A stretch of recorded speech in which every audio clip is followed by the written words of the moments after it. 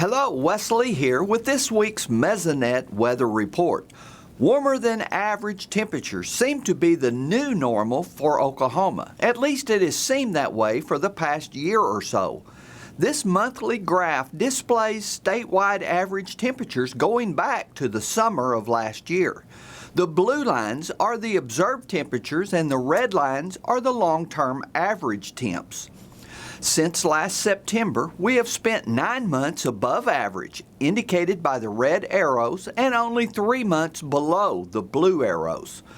For our summer crops, this warm weather should have them further along than normal. We measure this by something called degree days. This graph is for cotton at Altus. You can see that this year is by far the warmest in the last 5 years.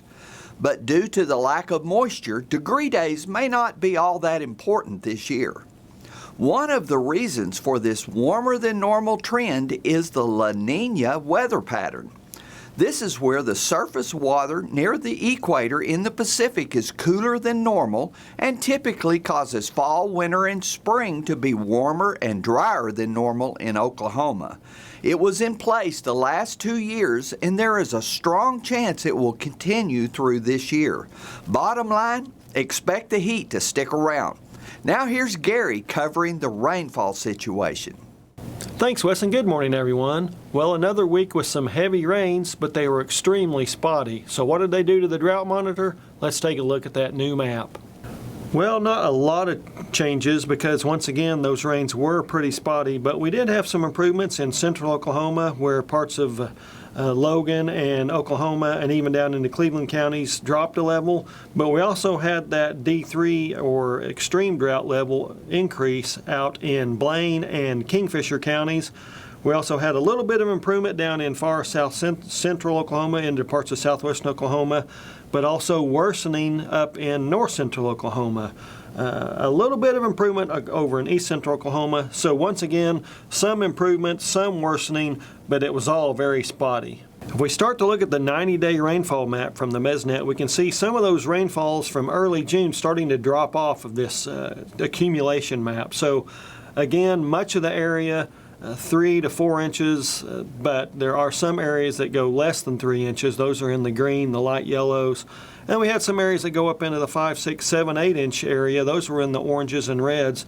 And of course over in Salisaw, we did have almost 15 inches of rain, but again, that was very localized. Shows up even better on the percent of normal rainfall map from that time frame. We do see much of the area less than 50% of normal rainfall over the last 90 days. Some areas less than 25% of normal, so definitely dry indeed.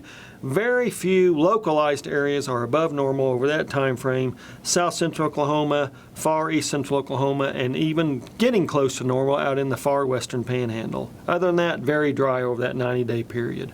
If we take a look at the longer range outlook, at least for the latter part of next week from the Climate Prediction Center, we do see that heat dome has returned over the state, so we will see those temperatures start to tick up again as we get into next week. It hasn't really been cool this week, but it's going to be even hotter next week, probably inching closer to that triple-digit territory. So we definitely need the rain, but those higher temperatures are not going to help. So as we go into fall, we need those temperatures start to fall, and we also need some of that rainfall start to kick up a little bit, get some more of these drought conditions out of the state as we prepare for the winter months. That's it for this time. We'll see you next time on the Mesonet Weather Report.